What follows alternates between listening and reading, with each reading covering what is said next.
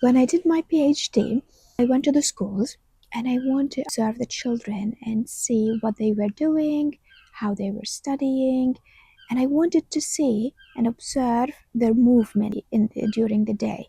So in the classroom, when they were moving, for what reason, how often did they go, and how far did they go.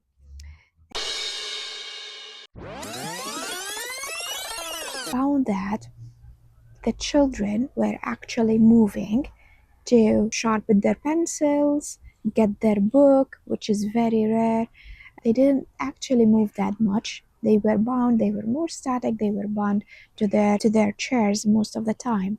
The only time they went was when they wanted to go to the toilet. Going to the toilet was not allowed much in the schools unless it is for a really medical reason. So when I discussed this with the teacher, she said that they do go out, they do move, but this is during specific sessions when the students are booked for the multipurpose room or the gym to do some the music lesson, few hours during the week that are booked for this specific class. But other than that, they just have to stay in the classroom. Problem is with UK weather, it's very hard to get the children outside. Like even at one time when they got them outside, the children, they were so freezing outside and they did want to come back and they were jumping to keep these warm. So the outdoor areas were not ready to accommodate these children being outdoors for some time. This brings us to the conclusion that children are not moving much in the classroom, and this is due to the restricted space type of activities that are also restricted by the space, which impacts the students' engagement in lessons. It impacts their behavior and their learning. So I'll tell you about one incident that happened when I was observing one of the classrooms. The children had two consecutive sessions. It was English and then math. During the English, it was okay. Students were engaged, were still in the morning, so they were doing the task that was assigned for them.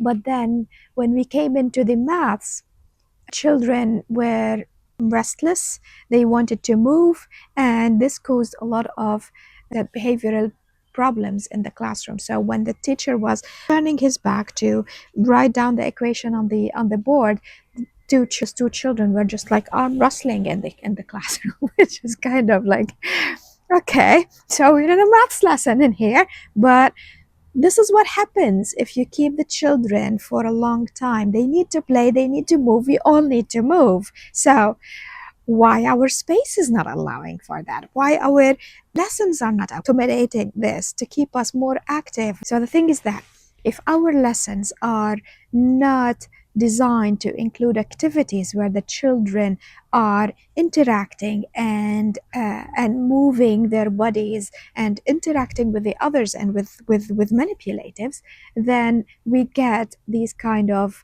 undesired behavior in the classroom. Students are restless, the teacher is unable to control the classroom and keep it in order and prevent this kind of undesired behavior. So we definitely need to change our spaces, adapt our spaces to help us in designing these lessons and to help the teachers in accommodating and thinking of the space in a way that will help us to make our lessons more active.